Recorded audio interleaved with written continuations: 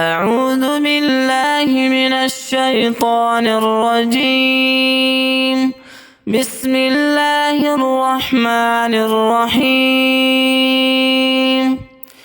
إذا زلزلت الأرض زلزالها وأخرجت الأرض أثقالها وقال الإنسان ما لها يومئذ تحدث أخبارها بأن ربك أوحى لها يومئذ يصدر الناس أشتاتا ليروا أعمالهم فمن يعمل مثقال ذرة خيرا يره ومن يعمل مثقال ذرة شرا يره.